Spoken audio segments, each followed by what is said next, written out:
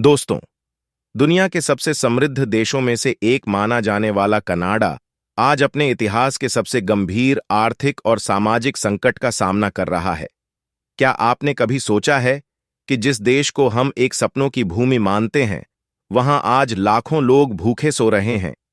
और क्या यह सिर्फ आर्थिक संकट की वजह से है, या इसके पीछे राजनीतिक फैसलों और वैश्विक संबंधों का भी असर है?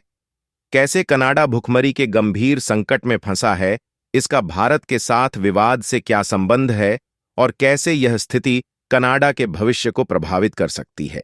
पूरी डेवलपमेंट क्या है, इस वीडियो में समझते हैं। लेकिन आगे बढ़ने से पहले वीडियो को लाइक करके चैनल को सब्सक्राइब करना न भूले, क्योंकि यह आपके लिए 1 सेकंड का काम है, लेकिन इससे हमारी काफी बड़ी मदद होती है।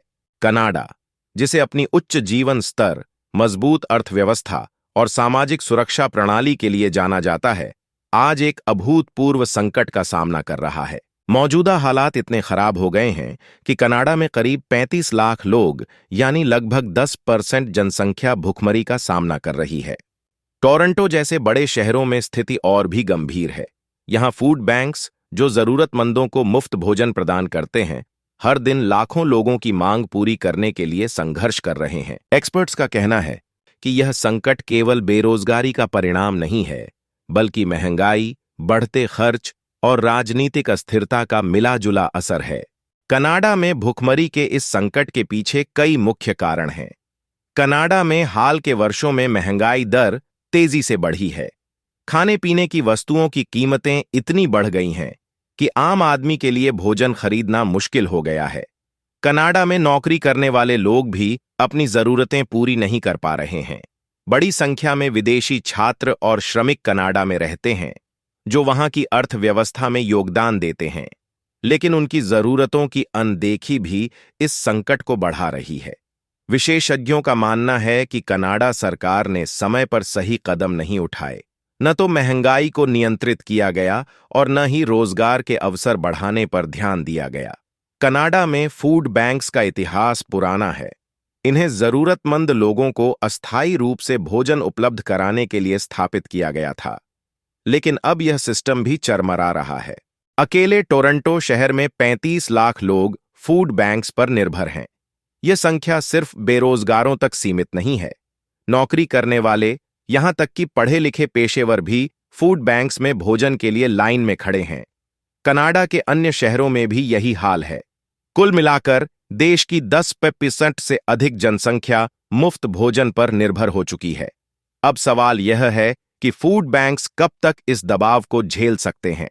हाल ही में फूड बैंक्स ने विदेशी छात्रों को भोजन देना बंद कर दिया, जिससे भारतीय छात्रों और श्रमिकों को बड़ी मुश्किलों का सामना करना पड़ रहा है। कनाडा और भारत के बीच कूटनीतिक संबंध हमेशा से चुनौतीपूर्ण रहे हैं। हाल के वर्षों में यह तनाव और भी बढ़ गया है। भारत, जो दुनिया का सबसे बड़ा फूड एक्सपोर्टर है, कनाडा को हर साल अरबों डॉलर के खाद्य उत्पाद भेजता है।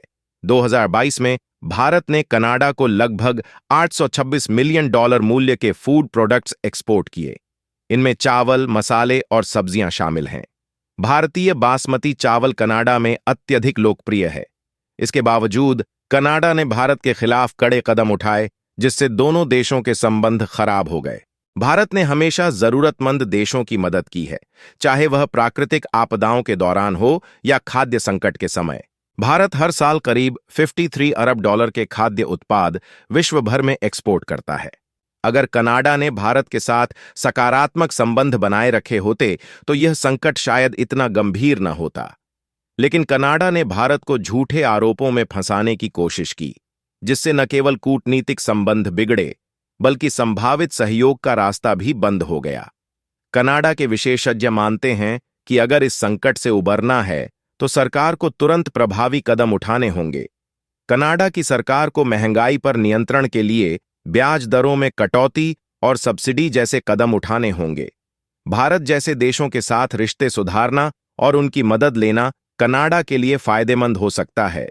रोजगार के अवसर बढ़ाना, आय में असमानता को दूर करना और फूड बैंक्स के लिए पर्याप्त संसाधन जुटाना भी जरूरी है। यह विवाद हमें सिखाता है कि वैश्विक सहयोग और कूटनीतिक संबंधों का महत्व कितना बड़ा होता है। भारत ने हमेशा शांति और सहयोग का संदेश दिया है। कनाडा को भी इसी दृष्टिकोण को अपनाना होगा। यह घटना दिखाती है कि अगर विकसित देश भी गलत नीतियां अपनाते हैं तो वे भी संकट में पड़ सकते हैं। दोस्तों, कनाडा का यह संकट हमें यह सिखाता है कि किसी भी देश को केवल अपनी ताकत पर निर्भर नहीं रहना चाहिए। वैश्विक सहयोग, सही नीतियां और आर्थिक स्थिरता ही एक मजबूत देश की पहचान है। आपका इस विषय पर क्या कहना है? क्या कनाडा समय रहते इस संकट से बाहर निकल पाएगा? अपनी राय कमेंट में जरूर बताएं। अगर यह वीडियो आपको जानकारी पूर्ण लगा हो तो इसे लाइक करें, अपने दोस्तों के साथ शेयर करें और चैनल को सब्सक्राइब करना न भूलें।